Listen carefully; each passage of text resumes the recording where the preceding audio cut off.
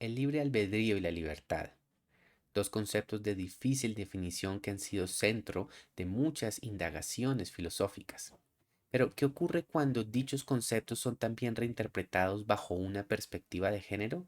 Y más aún, ¿qué ocurre cuando son vistos desde una interpretación que aúna el terror y la ciencia ficción? Mi nombre es Diego Arboleda y estas son las meditaciones literarias.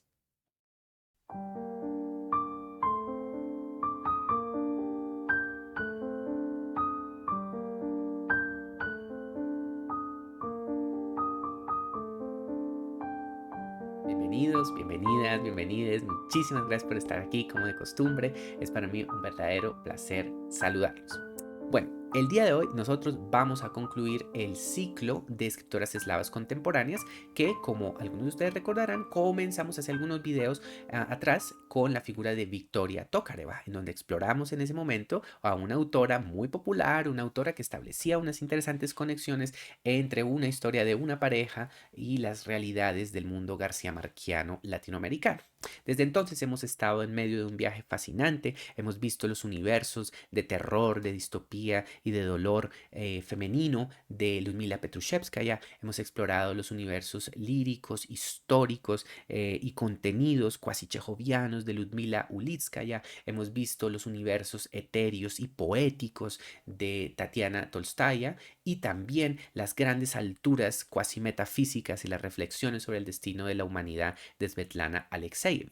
El día de hoy nosotros vamos a dar un salto, porque todas las autoras que acabo de mencionar, autoras muy interesantes, cuyos, de nuevo, insisto, recomiendo ver estos videos, todas estas autoras pertenecían a las generaciones nacidas entre los años de 1930, la generación de 1930 a la de 1950, es decir, figuras aparecidas inmediatamente antes del inicio de la Segunda Guerra Mundial o inmediatamente después, es decir, autoras pertenecientes a la primera posguerra, la primera generación de posguerra. Aquí, por el contrario, como acabo de señalar, quiero dar un salto. Quiero hablar de las nuevas generaciones. Quiero hablar de una autora nacida en el año de 1978 en Moscú, una autora que por lo tanto ha desarrollado la totalidad de su carrera literaria en el mundo postsoviético. Se trata de Anna Alfredovna Starovinets, una autora inmensamente conocida bajo un nombre como el de la gran reina del terror ruso contemporáneo. En mi opinión no se trata solo, es un título apropiado, sí, pero es un título que no aplica únicamente al universo del terror. Yo creo que ella también puede ser considerada como una de las grandes exponentes de la ciencia ficción contemporánea rusa. Una autora que por lo tanto ha utilizado las estrategias del terror, las estrategias de la ciencia ficción, es decir, las estrategias de la literatura de género para hacer una exploración socarrona, satírica y muy creativa de la Rusia contemporánea, de la sociedad eslava contemporánea, vista siempre desde una perspectiva muy marcada de género, desde mi perspectiva. De hecho, el relato que vamos a explorar el día de hoy se puede leer en una clave satírica, casi cómica, diría yo, sobre el reto que existe en las sociedades contemporáneas sobre la destrucción de un patriarcado. ¿Cómo podemos renovar, no renovar, perdón, sino cómo podemos transformar por completo, destruir ese sistema que ha sido obviamente tan dañino para muchas mujeres, pero también para muchos hombres a lo largo de la historia? ¿Cuáles son las estrategias posibles para empezar a vencer ese sistema de violencias, esa serie de ventajas que muchos hombres recibían dentro de un contexto patriarcal? Aquí, Ana Starobinets nos va a hacer una propuesta cómica que parte alrededor de un objeto, más bien no de un objeto, sino de un órgano humano, que se trata de la glándula de Ícaro. Obviamente se trata de un órgano inexistente, pero es a través de este pequeño órgano inexistente, al menos en nuestro plano de realidad, tal vez en otras dimensiones sí exista, dicha glándula se va a convertir en un motivo de reflexión, de análisis que, insisto, tiene una cualidad satírica, cómica, que me parece muy interesante y que nos abre las puertas no solamente a una pregunta sobre las libertades que tradicionalmente cada uno de los dos géneros tradicionales recibía, es decir, las grandes ventajas que un hombre podía tener dentro de un universo social versus las que podía tener una mujer, sino que también abre una puerta a una reflexión metafísica más amplia sobre el genuino sentido de nuestra libertad y del libre albedrío.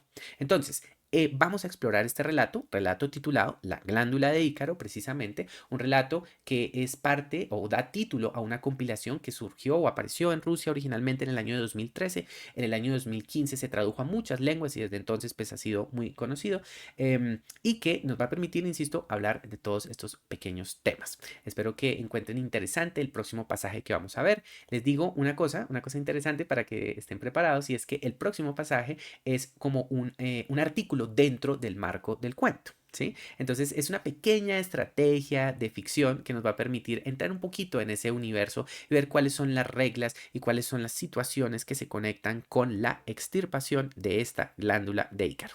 Entonces, sin más preámbulos, lancémonos entonces a la exploración de este pasaje y luego haremos la meditación correspondiente. Gracias por estar aquí.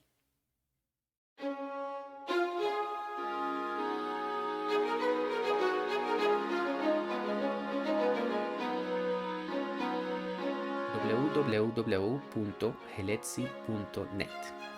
Extirpación de la glándula de Ícaro. Errores y hechos. La glándula de Ícaro es una glándula de secreción interna. Está presente en el organismo humano y en el de algunos animales. En los hombres, la glándula de Ícaro tiene un tamaño reducido, no supera los 2 centímetros de diámetro, se sitúa en la región del plexo solar y constituye un órgano atávico. En las mujeres, esta glándula está prácticamente atrofiada. Los fragmentos residuales están unidos al ganglio mesentérico superior y a los nervios que parten del mismo. En los varones se ha preservado hasta ahora como un órgano independiente. La secreción de hormonas a lo largo de dicha glándula comienza en los jóvenes a la edad de 11 y 12 años y se prolonga hasta los 60 a 65 años. Las hormonas de la glándula de Ícaro no son significativas para el intercambio de sustancias en el organismo y no contribuyen al funcionamiento de órganos de vital importancia. No obstante, las secreciones de la glándula de Ícaro a menudo repercuten negativamente en la mentalidad y en el temperamento del individuo. Los médicos recomiendan a todas las personas de sexo masculino la extirpación de la glándula. La operación planificada de extirpación de la glándula de Ícaro se puede llevar a cabo tanto en hospitales públicos como en clínicas privadas. En nuestra clínica la operación no resulta costosa y es practicada por doctores cualificados. Lamentablemente, la falta de información entre la población a propósito de la naturaleza de esta intervención, unida a toda una serie de invenciones fantasiosas, hace que mucha gente posponga su visita a los hospitales, por lo que a menudo se producen situaciones críticas. Nos gustaría en este artículo pasar revista a los hechos esenciales. Hecho número 1. En los animales, la glándula de Ícaro desempeña importantes funciones. Así, si se administra la hormona secretada por esta glándula en la sangre de un depredador, lobo, zorro, tigre, etc., se activa el llamado instinto de persecución, que contribuye al seguimiento y acecho de las presas, al tiempo que despierta la específica sed de sangre que precede inmediatamente al ataque. Hay que hacer notar que en las aves migratorias la máxima concentración en sangre de la hormona correspondiente se observa durante las migraciones estacionales. Todo hace pensar que la glándula ayuda a estas aves a orientarse en el aire durante el vuelo por encima de grandes masas de agua o en las horas de oscuridad. Un equivalente peculiar de la glándula de Ícaro se detecta asimismo en la mayoría de los insectos con un ciclo completo de metamorfosis, como los neurópteros, por ejemplo. Este órgano facilita la realización de la metamorfosis. Hecho número 2. En el ser humano, la glándula de Ícaro es completamente prescindible. Juzguen ustedes mismos. Los seres humanos no necesitan acechar a sus presas para desgarrarlas. A continuación, con uñas y dientes, los seres humanos no vuelan de noche por encima de los mares y no sufren metamorfosis. Hecho número 3. En el ser humano, la actividad de la glándula de Ícaro resulta peligrosa. En los adolescentes, la hormona fabricada por esta glándula despierta impulsos agresivos, emisiones de adrenalina, una inmotivada propensión al riesgo, trastornos afectivos, tendencias suicidas y distintos desórdenes psíquicos. En los varones adultos, afición a las armas, propensión al riesgo y la vida errante, dependencia de los narcóticos, infidelidad matrimonial. Entre los varones no operados de 35 a 40 años se detecta con cierta frecuencia una forma específica de la llamada crisis de la madurez. Hecho número 4. En numerosos países, por ejemplo en los países de la Unión Europea, la extirpación de la glándula de Ícaro es una operación obligatoria para todos los individuos de sexo masculino. Hecho número 5. En nuestro país la operación es voluntaria y se lleva a cabo mediante solicitud previa. A los menores de edad se les exige el consentimiento por escrito de ambos progenitores. No obstante, hay que hacer notar que los individuos de sexo masculino que no han sido operados se enfrentan a serias limitaciones profesionales. Una persona con la glándula de Ícaro en funcionamiento no puede ser político, médico, pedagogo, miembro de las fuerzas y cuerpos de seguridad, etc. Hecho número 8. La extirpación planificada de la glándula de Ícaro contribuye a la estabilidad matrimonial, a la regulación pacífica de los conflictos geopolíticos y al desarme nuclear.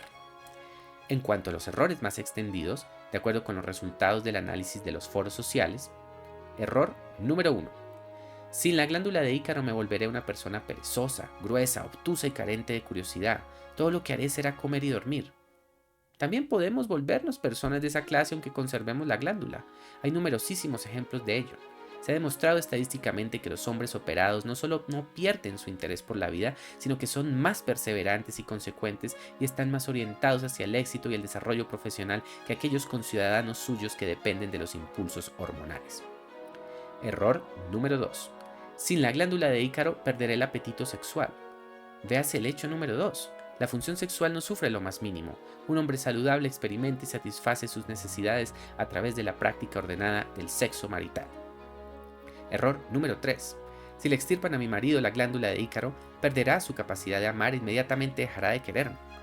Nada de eso.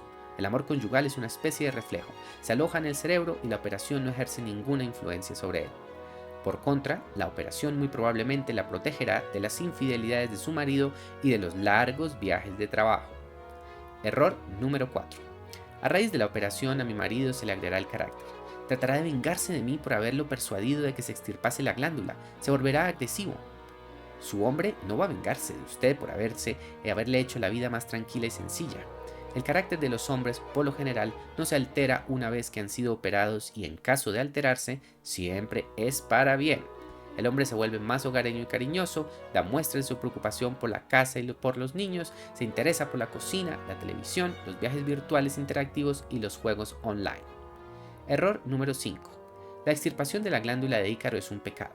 He oído decir que la glándula de Ícaro viene a ser lo mismo que el alma. Si se extirpa, tras la muerte del individuo su alma no puede ir al cielo.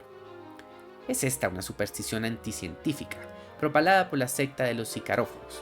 Realmente, la glándula de Ícaro no guarda ninguna relación con las creencias religiosas y la vida de ultratumba.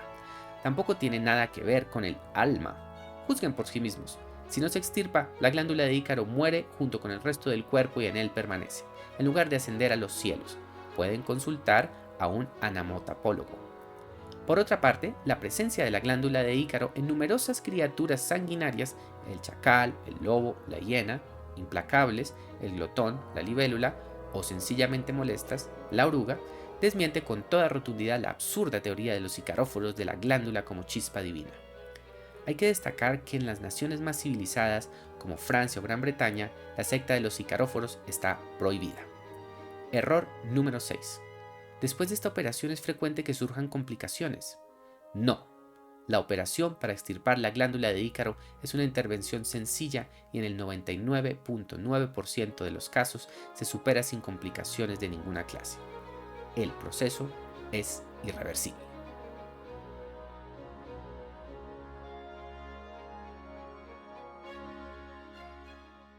Un pasaje bien cómico, ¿no les pareció? Un pasaje que esconde detrás de una aparente formalidad, de un estilo muy objetivo y periodístico, un estilo que, por cierto, Ana Starobinets maneja muy bien porque ella también fue periodista, ella estudió filología, pero también se formó como periodista.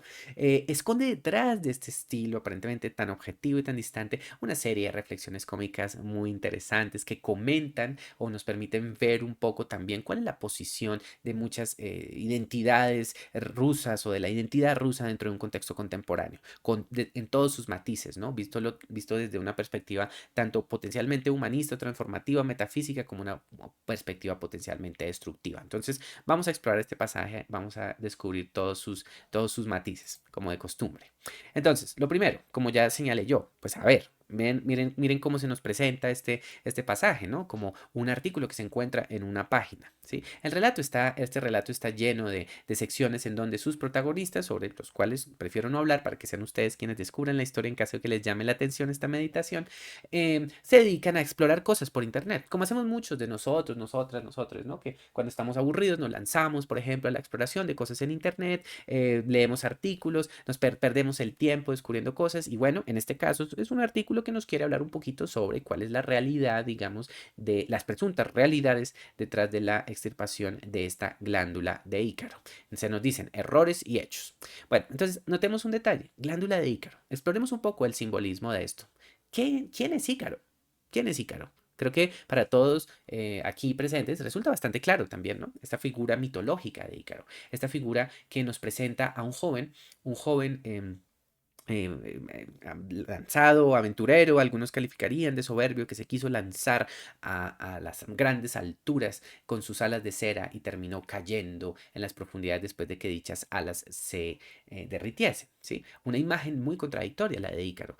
Puede ser, insisto, leída de muy diversas maneras. Por un lado lo podemos leer como el del ímpetu del joven, el ímpetu de la adolescencia que se lanza hacia lo alto en busca o en pro del conocimiento, ¿sí? Y que luego, precisamente por ese exceso de conocimiento o por esa ambición, termina siendo destruido.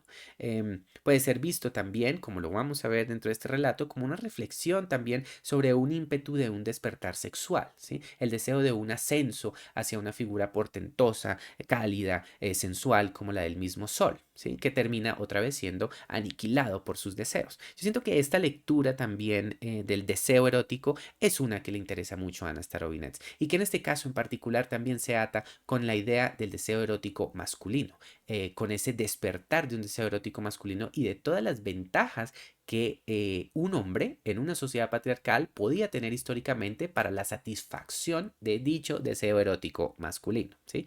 Un deseo que evidentemente en una sociedad machista conducía a todo tipo de infidelidades, abusos, descontroles, etcétera, etcétera, etcétera, ¿sí? Entonces, explorémoslo. Entonces, aquí se nos presenta, se nos habla, se nos hace primero una descripción aparentemente muy detallada, muy científica, anatómica de esta glándula. Se nos dice en dónde se encuentra, se nos habla de que es un órgano atávico, es decir, se nos dice que es algo que ya pertenece al pasado, algo que ya puede ser destruido. Y miren, y aquí entra el tono un poco, más que un poco cómico y satírico que trabaja Ana Starobinets como escritora femenina. Nos dice, en las mujeres esta glándula está prácticamente atrofiada. Es absolutamente sarcástico lo que se nos está diciendo aquí. Si nosotros hacemos la inmediata conexión del concepto de la glándula de Ícaro con el concepto de un despertar sexual o el deseo erótico, es evidente que aquí hay un comentario satírico, la presunción de que las mujeres son presuntamente asexuadas o que no pueden ejercer su sexualidad a plenitud y por lo tanto están dentro de esta sociedad patriarcal, por supuesto, apaciguadas, domesticadas, controladas, ¿sí?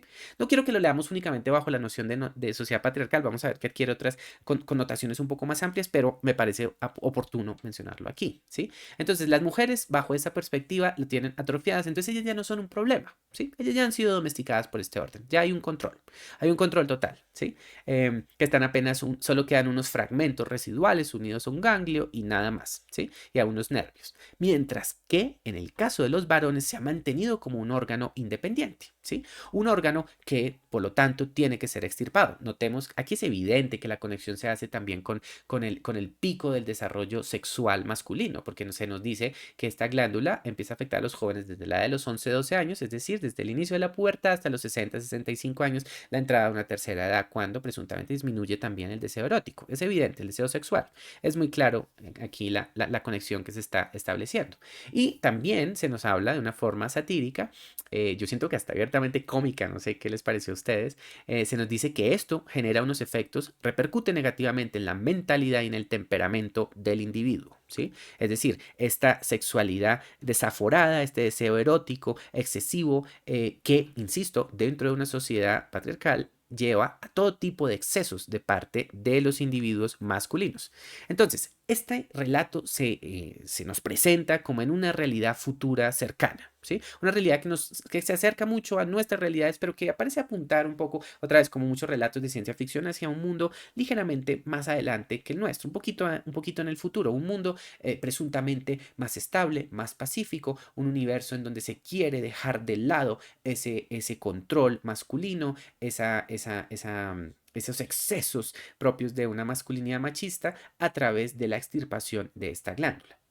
Entonces, claro, esto se nos puede presentar inicialmente tal vez como un ejercicio utópico, ¿sí? La idea de que los hombres puedan por fin vencer esas tensiones sexuales excesivas y por lo tanto convertirse en personas más decentes, más civilizadas, no un grupo de pequeños cavernícolas que se lanzan a todo tipo de aventuras sexuales, olvidándose de sus mujeres, maltratándolas, etcétera, ¿sí? Entonces, en principio podemos decir, aquí se nos está apuntando una presunta solución, pero una de las grandes maravillas de la obra de Starobinets, de sus grandes relatos como este, es que nos va a presentar una serie de ambigüedades sobre esa presunta liberación del deseo erótico. ¿Sí? ¿Qué sucede cuando nosotros nos desposeemos o nos quitamos de encima ese deseo sexual? Que en este caso, insisto, se está centrando en el campo masculino, ¿sí? Porque se presupone que ya en este orden político, las mujeres pues ya se les ha quitado esa posibilidad de un ejercicio de sexualidad.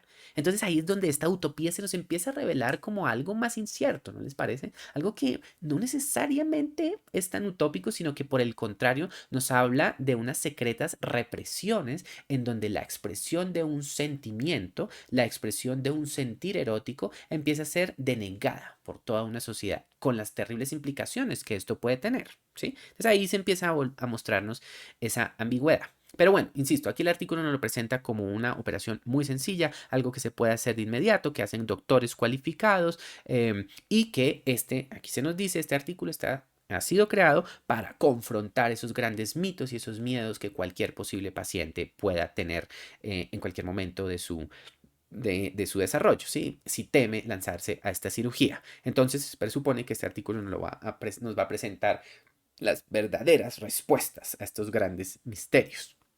Noten también aquí, evidentemente, la confrontación entre, insisto, un tema que, claro, creo que ustedes que si son nacidos también a este canal lo habrán descubierto también mucho, esta constante reflexión sobre el choque entre razón y sentimiento, ¿no? En este caso ya ni siquiera sentimiento, sino sensualidad, ¿sí? Entre cuerpo y alma. ¿Sí? En donde la razón, o más bien, sí, pongámoslo como razón y corporeidad, en donde en este caso pues se nos habla de este universo científico, estos doctores que nos van a solucionar y nos van a permitir escapar de los terribles efectos del deseo, ¿sí? Nos va a mostrar cómo se puede solucionar eso y por lo tanto pues vamos a ver cómo nos lo presenta, ¿sí?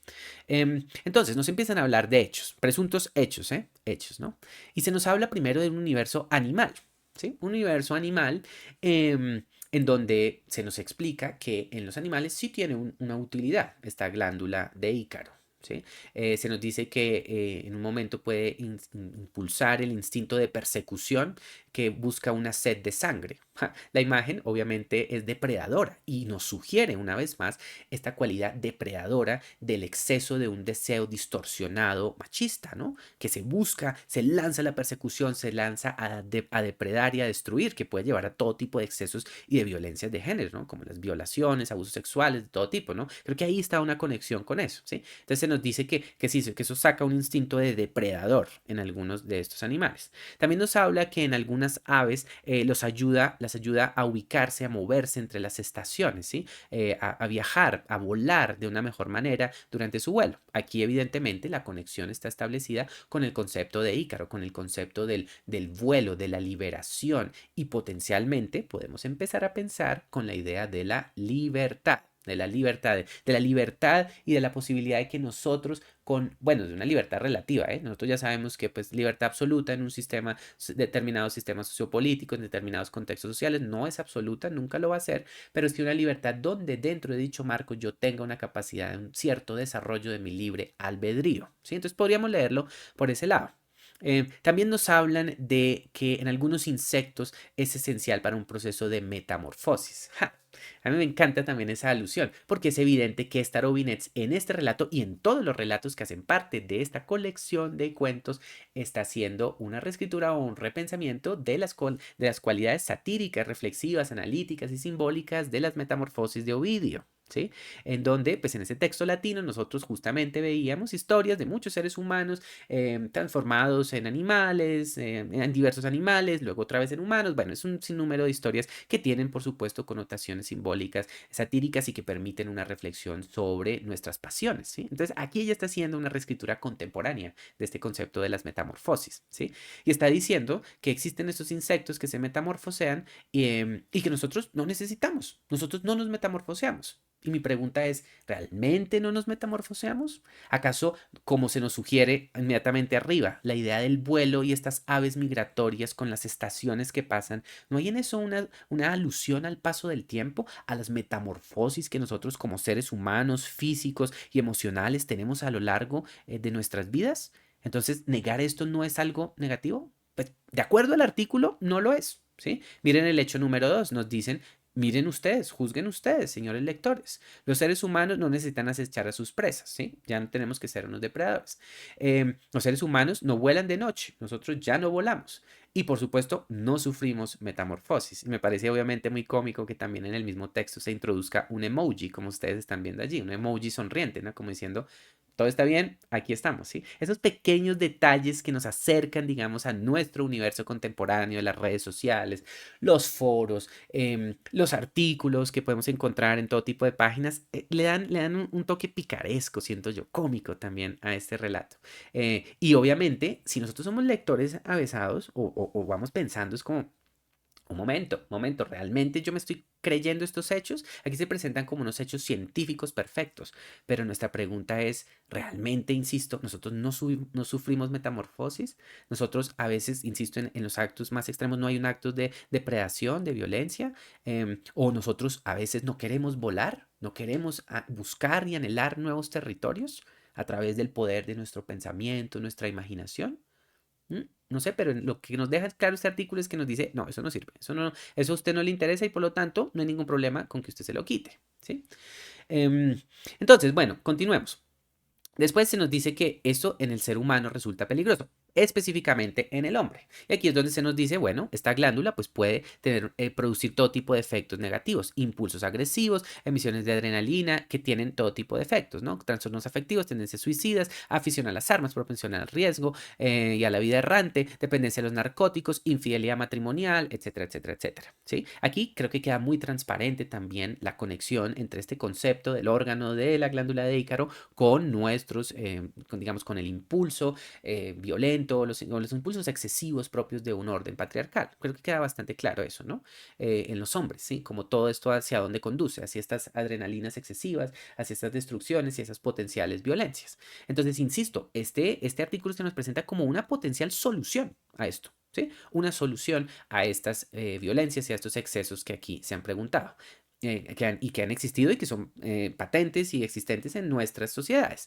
Vamos a preguntarnos, y quiero que nos preguntemos en lo que resta de esta meditación hasta qué punto eso también resulta del todo adecuado, este método que aquí se está aplicando. Pero bueno, lo cierto es que se nos dice, se está aplicando esto como una solución, y no necesariamente solo toca llevarlo a extremos violentos o excesivos, ¿no? Sino también a todas las crisis propias de la masculinidad. Me encanta ese comentario cómico también que hace que los varones no operados de 35 a 40 años tienen una crisis de madurez. La crisis de mediana edad empieza a caer y entonces ahí la incertidumbre y estos hombres locos empiezan a buscarse sus amantes y a traicionar a sus mujeres, etcétera, etcétera, etcétera. ¿Sí? Entonces ahí vemos ese otro detalle. Otro detalle, el hecho número 4.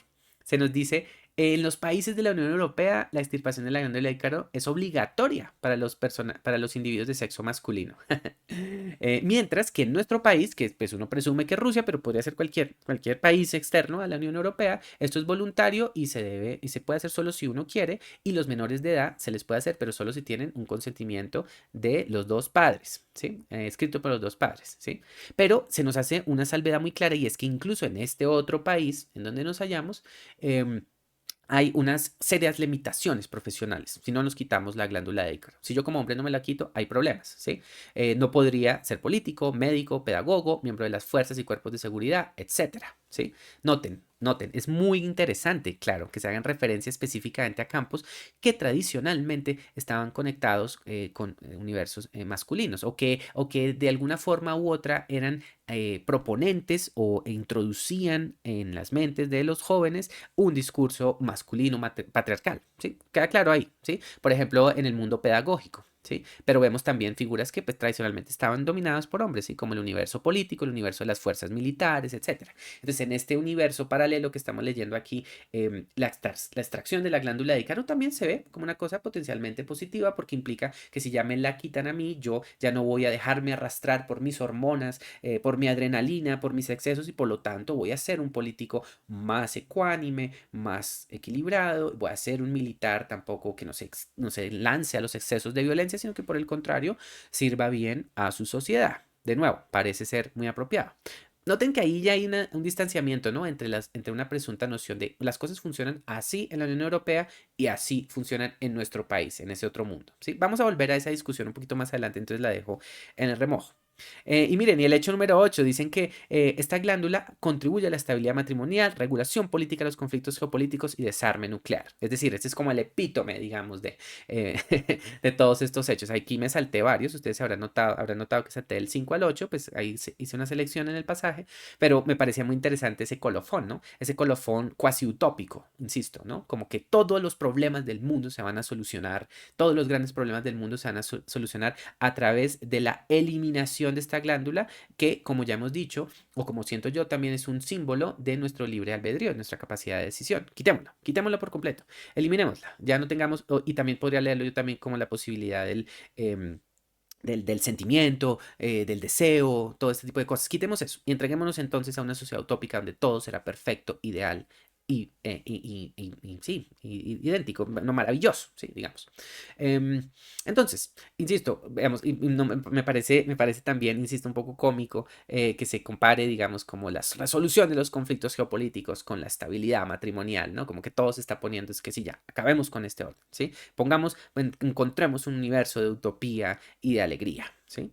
Mm, y bueno, luego saltan, una vez hemos llegado a esa gran exaltación de hemos llegado al paraíso, ahora vamos a ver algunos errores típicos que la gente puede tener respecto a esta situación, ¿sí? Puede decir, bueno, hay ciertas cosas que no funcionan. Insisto, mantengámonos, digamos, bajo la idea de que este artículo nos quiere presentar la idea de una utopía. Y creo que todos aquí también hagamos una reflexión sobre los límites de dicha utopía, ¿sí? Sus posibilidades, sus pros y contras que iremos explorando acá. Pero bueno, entonces, ahora vemos errores posibles, errores que han sido recopilados en los foros sociales, en las redes sociales, ¿sí? Se han recopilado información, opiniones diversas. Uno de esos es, si la glándula de me volverá una persona perezosa, gruesa, obtusa, carente de curiosidad, todo lo que haré será comer y dormir. Es como es claramente aquí escuchamos, es una voz masculina que dice, pero entonces yo voy a perder todas mis libertades, yo voy a estar atrapado, voy a estar sentado, nadie, ya me voy a engordar, ya voy a perder toda esta libertad. Obviamente es también este juego satírico con lo que muchos hombres también piensan o dicen o conciben respecto a la idea del matrimonio, por ejemplo. ¿Sí? El matrimonio es una trampa, voy a quedar atrapado, la mujer no me va a dejar escapar, bueno, etcétera. Todos esos convencionalismos, esos clichés, ¿no? Y me envejeceré aquí, estaré perdido, ¿sí? Es como la idea de perdí ese ímpetu, esa energía vital que yo poseía antes. El artículo no lo dice, no, pero si hay muchísima gente que se vuelve así, no necesariamente toca hablar que sea porque usted le quitaron la glándula, no, sino que a mucha gente es así, ¿sí? Y por el contrario, al parecer, muchos de estos hombres pues recuperan su interés por la vida, son más perseverantes, consecuentes, buscan el éxito, el desarrollo profesional, es decir, están enfocados en un resultadismo potencialmente económico, están concentrados en una noción de vida estructurada alrededor de la visión del trabajo, ¿no? Del trabajo dentro de esta sociedad. Y aquí yo, insisto, no puedo dejar de sentir un poco ese tufillo sarcástico, satírico, con el que se nos está haciendo un comentario también sobre muchas de nuestras obsesiones, intereses dentro de nuestras sociedades de consumo capitalistas, ¿no? En donde obviamente lo que define el individuo son eso, ¿no? Los éxitos profesionales, el trabajo, el dinero que gane, etcétera. Entonces, bajo esa perspectiva, pues es excelente que yo ya no tenga que sentir nada, que me apaguen por completo el deseo y el sentimiento. Bien. Otro punto, dicen, si la glándula de Ícaro perderá el apetito sexual. O sea, es la otra preocupación, característica preocupación masculina también, bueno, solamente masculina. Yo sé que no lo es solamente masculina, pero como en este relato pues hay un enfoque también en la perspectiva masculina, es por eso que lo exploro, desde ese ángulo satírico. Entonces dice, perder el apetito sexual, dice, ¿no? Dice, pero usted no la va a perder, usted no la va a perder porque usted va a satisfacer sus deseos sexuales a través de la práctica ordenada del sexo marital, ¿sí? Entonces, miren, aquí ya también se nos revela el orden o las concepciones tradicionalistas que tiene esta sociedad, ¿no? La idea de la defensa a rajatabla del orden matrimonial, ¿no? La práctica ordenada del sexo marital, ¿sí? En donde usted, hombre, ya no va a querer salir nunca de su casa y siempre va a tener sexo, es con su pareja, ¿sí? Con su mujer. Insisto, obviamente que aquí hay una pregunta que corre constantemente por debajo. ¿Y las mujeres qué? ¿No? Las mujeres, ¿acaso ellas no tienen también un deseo erótico? ¿Acaso ellas no quisieran también a veces, no sé, no puede existir un espacio de infidelidad o un descubrimiento de una sexualidad fuera de un marco más tradicionalista del orden matrimonial? Aquí, bajo el orden satírico que nos presenta este relato, eso no es posible porque las mujeres ya están castradas desde el principio. No tienen la glándula de Ícaro, por lo tanto, ellas no tienen esos deseos. Obviamente es absurdo, pero hace parte de este orden cómico, satírico, ridículo que nos está presentando la autora, ¿no? Entonces, los hombres que sí eran los que tenían ese deseo, ellos ya no van a querer salir del orden matrimonial. ¿Sí? Ahora, escuchamos voces femeninas, ¿sí? Noten ustedes que los errores anteriores eran pronunciados presuntamente por voces masculinas, ¿no? Y ahora escuchamos una voz femenina que nos dice, si le extirpan a mi marido la glándula de Ícaro, perderá su capacidad de amar e inmediatamente dejará de quererme. Nótese un detalle, y es que las voces femeninas están siendo definidas totalmente por los hombres, ¿no? No hay un espacio para que ellas ejerzan su propia independencia o den una propia perspectiva, sino que están definidas por su relación con el hombre en un campo matrimonial también. Entonces ella está diciendo, ay, pero me va a dejar de querer mi marido. Y miren cómo responde también muy sarcásticamente este texto, siento yo. Dice, nada de eso, el amor conyugal es una especie de reflejo. Se aloja en el cerebro y la operación no ejerce ninguna influencia sobre él. ¿Qué nos está diciendo esto? Es una visión muy sarcástica, irónica del amor conyugal. En realidad lo que se nos está diciendo es que el amor conyugal pues no tiene nada de amoroso, no tiene nada de sentimental, nada de entrega emotiva, de un sentido en lo absoluto, sino que por el contrario se trata de una operación matemática, cerebral, fría y calculada, ¿sí? Hay una presunción entonces de que el orden matrimonial no tiene ya, está desprovisto de un verdadero sentir. ¿Sí? Y por eso, por lo tanto, no se va a ver afectado tampoco si se retira esta glándula, ¿sí? Y por el contrario, eso va a protegerla a usted, mujer, que se define, por supuesto, por su marido y su matrimonio, la defenderá a usted, la protegerá de las infidelidades y de esos presuntos largos viajes de trabajo, ¿no? Que obviamente ya pues, se sabe a qué se está refiriendo, ¿no? Como la visita al amante, el escape a otros lugares, etcétera, ¿sí? Otro error, nos dice, a raíz de la operación a mi marido se le agregará el carácter, ahora se va a enojar, ¿sí? Tratará de vengarse de mí por haberlo persuadido a que se extirpase la glándula. Otra comentario satírico, es que no puedo dejar de pensar también cómo esta Robinet se debía sonreír escribiendo esto como mujer, ¿no? Esta perspectiva también que muchos hombres pueden tener también, insisto, bajo el orden matrimonial, ¿no? Ay, yo me casé y usted me quitó la libertad, usted ya no me dejó ser y por lo tanto me enfurezco y actúo de manera grosera y demás, ¿no? Como que el hombre, ese gran macho alfa potente, se siente perdido porque ahora está atrapado en su castillo, ¿sí? Atrapado en la jaula del matrimonio, ¿sí? En donde mi deseo, mi poder está siendo reprimido por completo, ¿sí? Y no, pues aquí nos dice, no, pero no se va a vengar de usted va a estar es por el contrario, tranquila, ¿sí? No le va a pasar nada, el hombre se va a volver hogareño, cariñoso, va a dar muestras de preocupación por la casa y los niños, se interesará por la cocina, la televisión, viajes virtuales interactivos, juegos online, es decir, va a ser como aparentemente el caballero ideal que se va a quedar dentro del espacio doméstico, ¿sí? Aparentemente va a cumplir todas esas funciones que tradicionalmente no cumplían. Pero aquí es donde yo ya quiero sacar algo que me parece importante y es preguntarnos si lo que se necesita es la extirpación de un deseo, porque pensemos lo que esto fácilmente podríamos aplicarlo también a un orden real, fácilmente, ¿sí? Podemos decir, listo, entonces la solución a un orden patriarcal radicaría en que todo hombre violento no solo debe ser castrado, sino que puede ser hormonado, por ejemplo, ¿sí? Para que disminuyan sus niveles de adrenalina y por lo tanto aprendan a comportarse, ¿sí? Potencial solución, la que nos estaría quizás ofreciendo aquí también con este juego poético de la glándula de Ícaro. Pero yo me pregunto allí, esa es la verdadera reflexión que siento que también la autora, con el que la autora está jugando, y es hasta qué punto este acto no es nada más que una negación de un ejercicio de libre albedrío y de propia decisión. Es decir, nosotros tenemos que esperar a que los hombres se transformen solamente a través de la extirpación de un órgano y no a través de, de una genuina transformación emocional, de un genuino acto de responsabilidad afectiva y sentimental. Es decir, tenemos que entrar y ya empecemos a abrirlo a un universo que trascienda el campo de género. Tenemos entonces que, para empezar a respetarnos como seres humanos, abandonar el universo de las emociones, entregarnos por completo a un universo hiperracional, hipercuadriculado, en donde esos espacios no tengan cabida,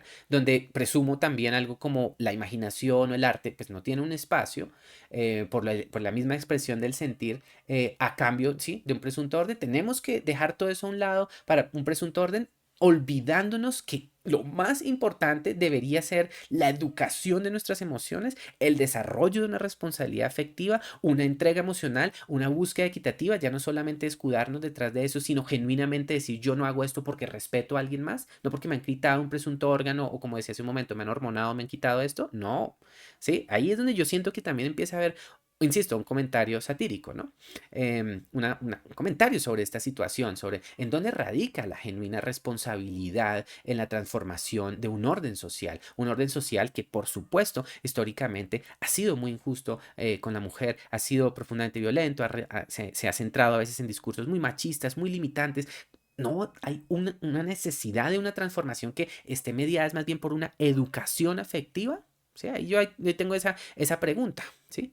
Em, pero bueno, y llevemos entonces esta reflexión hacia un plano ya metafísico. Miren que el mismo artículo lo está haciendo. Nos está diciendo, no, no, es que hay alguien que dice, no, es que eso es un pecado. Quitarnos esto es un pecado y nosotros no podemos ir al cielo si se nos quitan.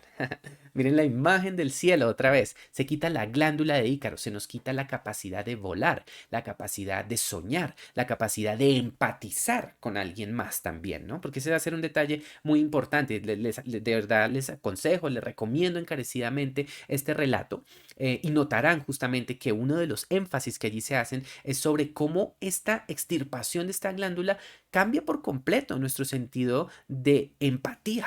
Destruye por completo el concepto de una empatía y nos vuelve unos seres racionales, fríos, que potencialmente pueden tomar también decisiones muy, muy terribles, ¿sí?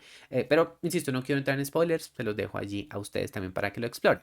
Pero bueno, entonces, miren, aquí está la idea del cielo, ¿no? ¿Qué pasa? Entonces, el cielo, entendiéndose, podemos entenderlo desde un plano espiritual, genuinamente, ¿no? En donde entonces el acto del sentir, el acto de las emociones sería entonces uno de nuestros caminos hacia la trascendencia, o lo podemos entender pues ya dentro de no solamente un plano espiritual, metafísico y trascendente, sino la idea de volar libres dentro de este mundo, ¿sí? De tomar nuestras propias decisiones con, eso sí, el desarrollo de una responsabilidad afectiva como estaba señalando, ¿sí? No, no solamente porque a mí me están coartando un elemento, me están quitando una cosa, me convierten, sí, en una máquina insensible y por eso yo sí cambio, en vez de tomar yo la responsabilidad de mis propias acciones y mis propios sentires, ¿sí?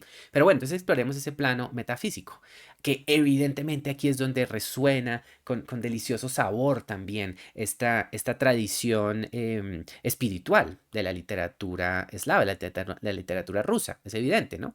Entonces se nos habla que en este mundo existen unas sectas, la secta de los icaróforos, es decir, personas que se han opuesto por completo a la extirpación de esta glándula, ¿sí? Y este artículo, que ya nos estamos dando cuenta que es un artículo para nada objetivo, sino totalmente sesgado, un artículo que pues tiene una agenda política muy específica, dice que, no, pues esta gente están locos, esto poco o nada tiene que ver con el alma, porque al fin y al cabo, pues ustedes pueden ver físicamente que cuando uno se muere, pues ahí se pudre ese órgano, entonces eso qué tiene que ver, eso no implica que usted no pueda ascender a los cielos ni nada, ¿sí? Es una visión, sí, no sé, como que aparentemente acepta un orden de fe, ¿sí? Pero por el otro lado también está ridiculizando a aquellos que están diciendo, hey, ¿qué es lo que estamos haciendo? Estamos negándole al individuo la posibilidad de ser libre, de tomar sus propias decisiones, aunque dichas decisiones incluyan, obviamente, en ocasiones, las violencias y los excesos, ¿sí?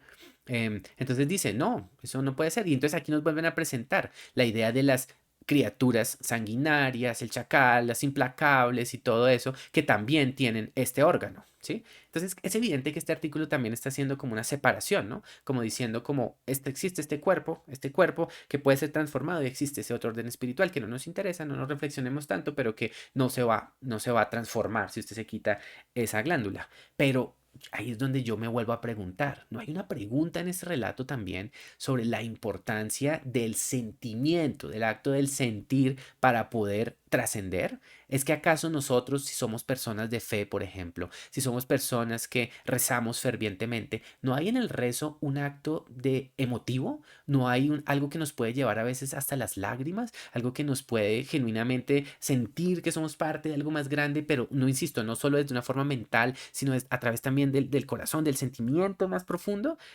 No existe en eso también un sentir. Y no es eso lo que estamos quitando, es decir, la posibilidad de acceder en últimas a lo trascendente cuando cortamos todo vínculo con lo sentimental.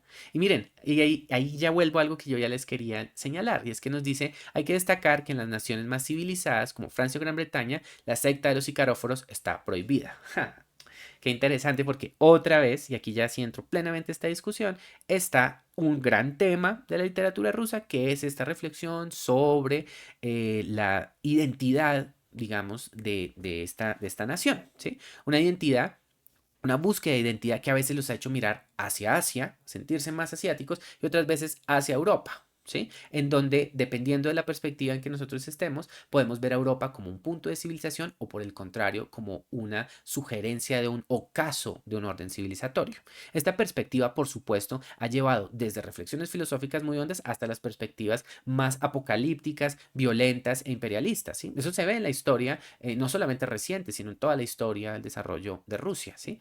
Pero aquí no puedo dejar de sentir que, más allá de eso, sin entrar, digamos, sí, en situaciones o en discusiones geopolíticas contemporáneas, hay una pequeña pullita también a ese orden europeo, o a ese pensamiento, como desde esa perspectiva rusa, que bajo dicha perspectiva rusa está alejado de un orden metafísico. Aquí podemos recordar a Dostoyevsky, por ejemplo, ¿sí? Un autor para quien obviamente Europa tenía unos inmensos, importantes avances, un autor que fue muy influenciado por la literatura europea, pero que sin embargo decía que había un riesgo en el camino de hiperracionalismo, sí, de entrega a una visión científica excesiva, que podía conducir, digamos, a la negación del impacto emocional y del valor que dichas emociones tienen en la construcción de un orden trascendente y la existencia de un orden divino, ¿sí?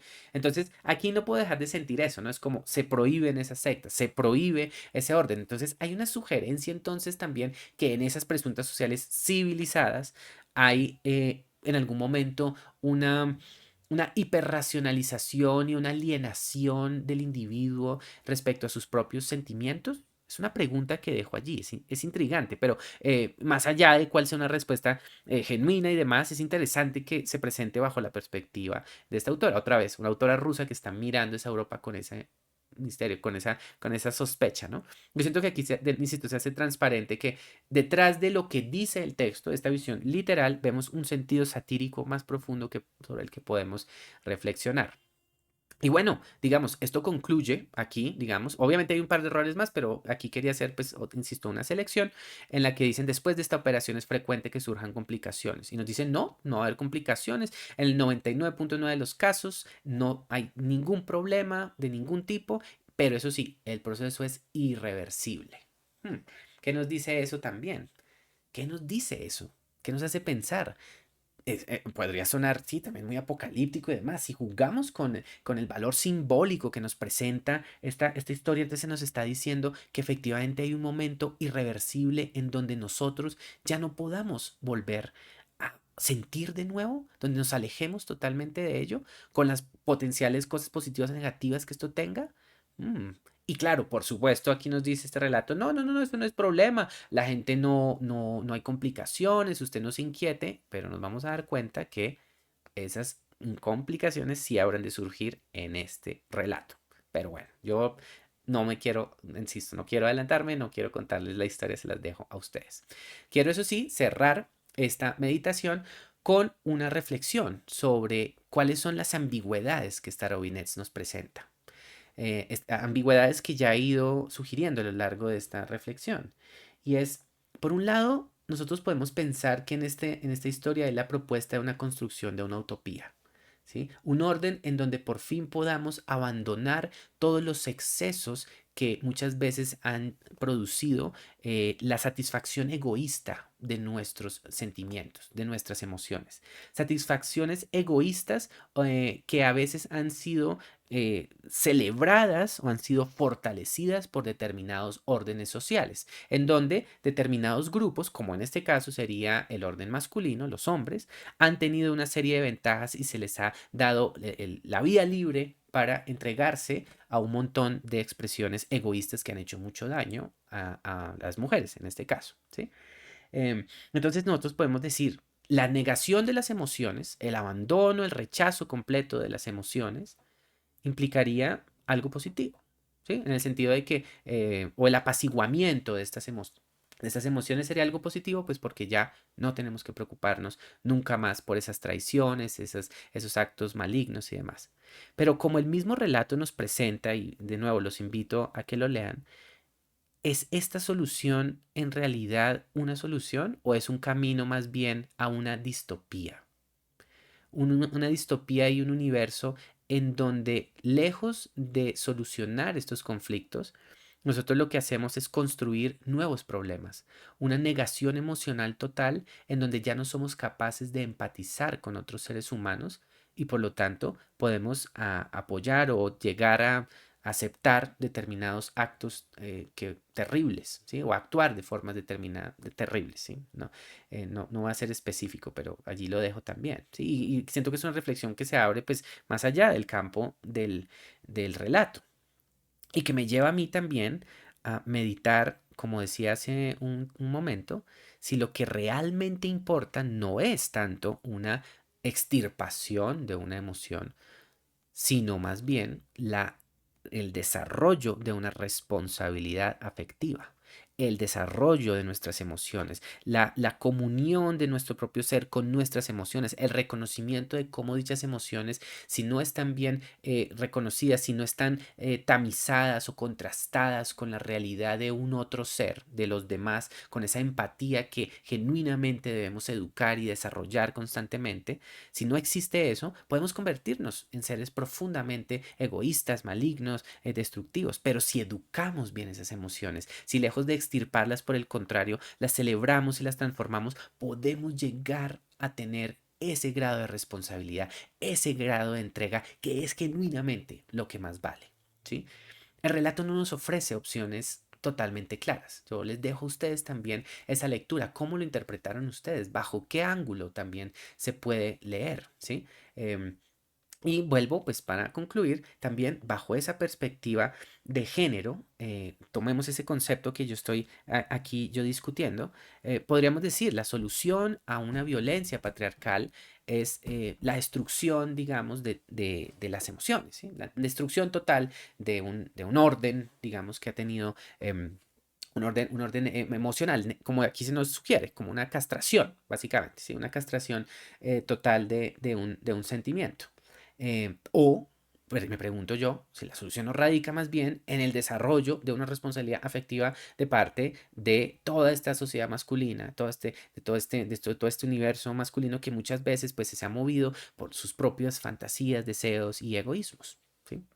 Es una pregunta muy interesante y bueno, insisto, se las dejo a ustedes y una vez más los invito a la lectura de este fascinante relato de Ana Starovitz. Muchísimas gracias, como de costumbre, por su presencia. Mi nombre es Diego Arboleda, estas son las meditaciones literarias y hasta una próxima ocasión.